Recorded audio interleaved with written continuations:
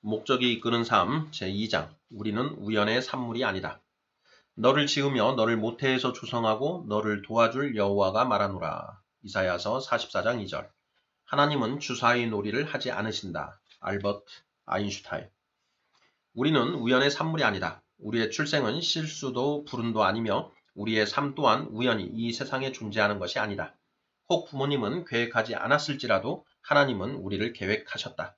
우리가 세상에 존재하고 있는 것은 하나님의 계획 안에서 예정되어 있던 일이기 때문에 그분에게는 결코 놀랄 일이 아니다. 부모님이 우리라는 생명체를 만들기 훨씬 이전부터 하나님은 우리를 당신의 마음속에 품으셨고 또한 우리의 존재를 제일 먼저 생각하기 시작하셨다. 우리가 지금 숨쉬고 있다는 사실은 갑작스럽게 이루어진 의미 없는 운명도 우연의 결과도 아니다. 성경은 이렇게 말하고 있다. 여호와께서 내게 관계된 것을 완전케 하실지라. 시편 138편 8절. 하나님은 우리 신체의 가장 작은 부분까지도 선택하여 만드셨다.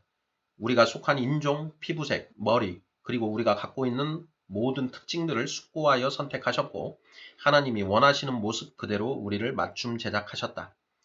그러니까 우리의 재능과 독특한 성격까지도 모두 하나님의 결정대로 만들어진 것이다. 성경은 이렇게 말한다. 당신은 나의 내면과 외면 모두를 아십니다.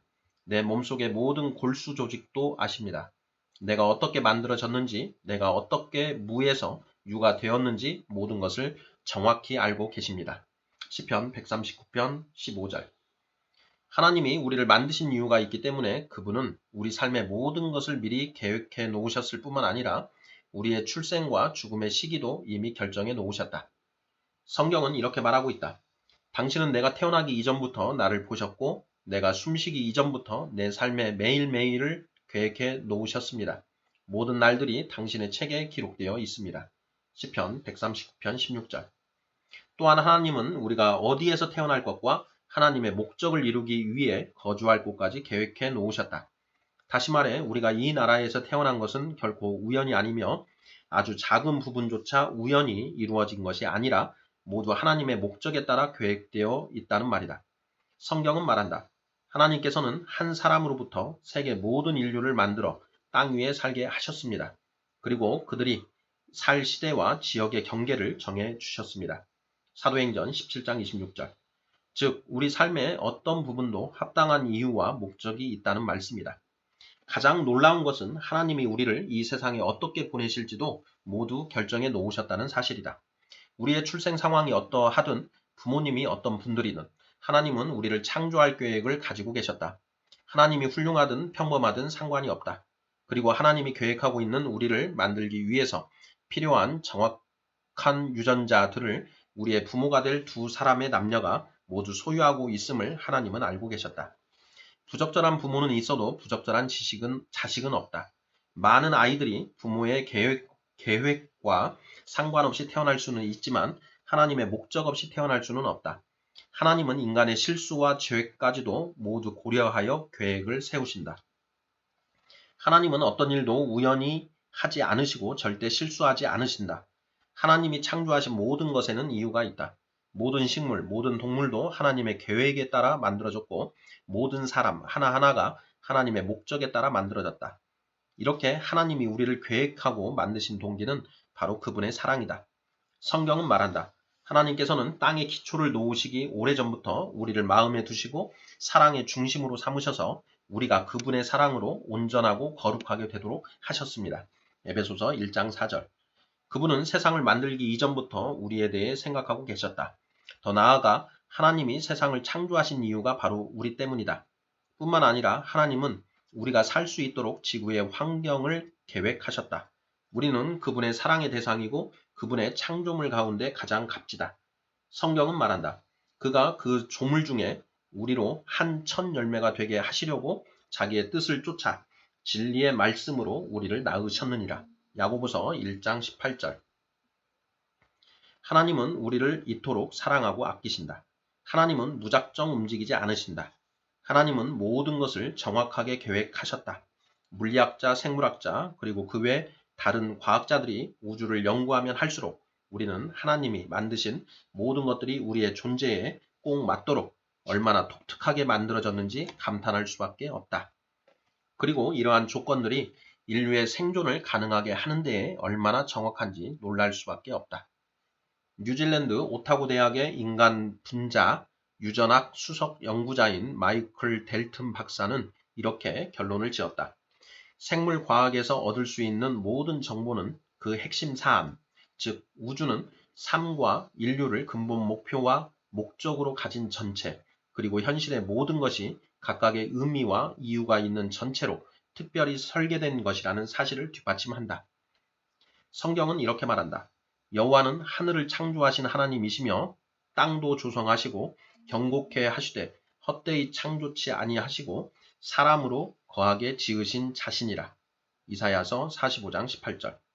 하나님은 왜 이 모든 일을 하셨을까? 왜 우리를 위해서 우주를 만드신 수고를 하셨을까? 그분은 사랑의 하나님이시기 때문이다. 하나님의 사랑은 그 정도를 도무지 가늠할 수 없다.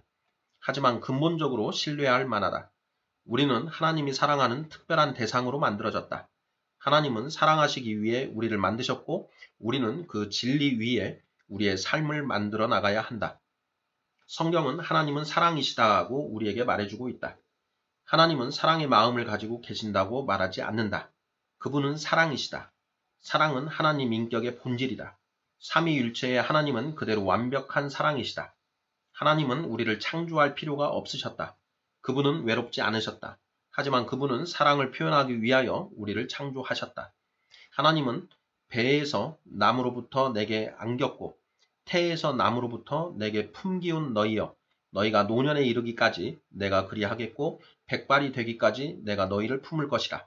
내가 지었은즉 안을 것이요 품을 것이요 구하여 내리라 고 말씀하신다.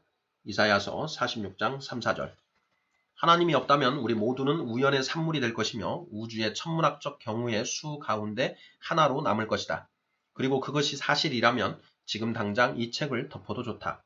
그럴 경우 삶에는 어떠한 목적도 의미도 소중함도 없으며 옳고 그름도 없고 지구상에서의 짧은 삶 이외에는 아무런 희망도 없기 때문이다.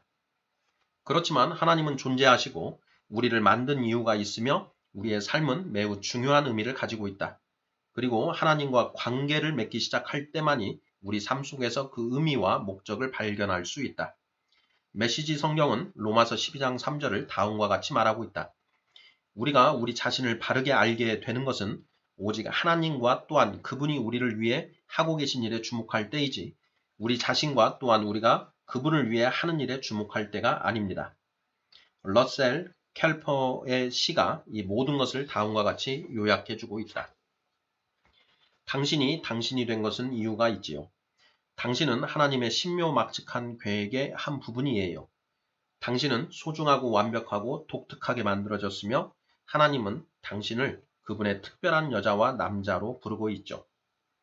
존재의 이유를 추구하는 당신, 그러나 실수하지 않으시는 하나님, 어머니의 자궁 안에서부터 손수 당신을 지으신 그분, 그러기에 당신은 그분이 원하는 바로 그 사람이지요. 당신의 부모님도 그분이 선택했어요. 지금 당신이 어떻게 느끼든 하나님의 빈틈없는 계획대로 그들을 선택하사 그들의 손에 주님의 확인 도장을 찍어주신 것이죠.